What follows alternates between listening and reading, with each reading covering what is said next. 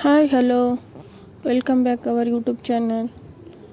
ಇವತ್ತು ಶಾವಿಗೆ ಪಾಯಸನ ಮಾಡ್ತಾಯಿದ್ದೀನಿ. ಶಾವಿಗೆ ಪಾಯಸ ಮಾಡೋದಕ್ಕೆ ನಾನು ಒಲೆ ಮೇಲೆ ಒಂದು ಬಾಣಲೆನ ಇಟ್ಕೊಂಡಿದ್ದೀನಿ. ಬಾಣಲೆ ಬಿಸಿ ಆದಮೇಲೆ 4-5 ಟೇಬಲ್ ಸ್ಪೂನಷ್ಟು ತುಪ್ಪನ ಹಾಕ್ಕೊತಾ ಇದ್ದೀನಿ. ಏನಕ್ಕೆ ಅಂದರೆ ನಾನು ಡ್ರೈ ಫ್ರೂಟ್ಸ್ನ ರೋಸ್ಟ್ ಮಾಡ್ಕೊಳ್ಳೋಕ್ಕೋಸ್ಕರ ತುಪ್ಪನ ಹಾಕೋತಾ ಇದ್ದೀನಿ. ನೋಡಿ, ತುಪ್ಪದಲ್ಲಿ ಡ್ರೈ ಫ್ರೂಟ್ಸ್ನ ರೋಸ್ಟ್ ಮಾಡಿಕೊಂಡು ಅದನ್ನ ಸೈಡ್ಗೆ ತಿಕ್ಕೋತಾ ಇದ್ದೀನಿ. ಮತ್ತು ನಾನು ಒಣ ದ್ರಾಕ್ಷಿನ ಹಾಕೋತಾ ಇದ್ದೀನಿ. ಅದನ್ನು ಕೂಡ ತುಪ್ಪದಲ್ಲಿ ರೋಸ್ಟ್ ಮಾಡಿಕೊಂಡು ಸೈಡ್ಗೆ ತಿರ್ಕೋತಾ ಇದ್ದೀನಿ. ಉಳಿದಿರೋ ತುಪ್ಪದಲ್ಲಿ ನಾನು ಶಾವಿಗೆನ ಹಾಕ್ಕೊಂಡು ಅದನ್ನು ರೋಸ್ಟ್ ಮಾಡ್ಕೊತಾ ಇದ್ದೀನಿ.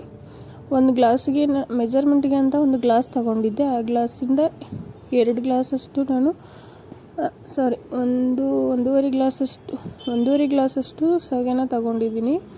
ಅದಕ್ಕೆ ನಾನು 3 ಗ್ಲಾಸಷ್ಟು ನೀರನ್ನ ಹಾಕ್ಕೊಬೇಕು.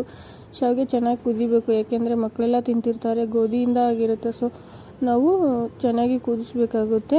ಕುದ್ದಾದ್ಮೇಲೆ ಸಕ್ಕರೆನ ಸೇರಿಸ್ಕೊತಾ ಇದ್ದೀನಿ.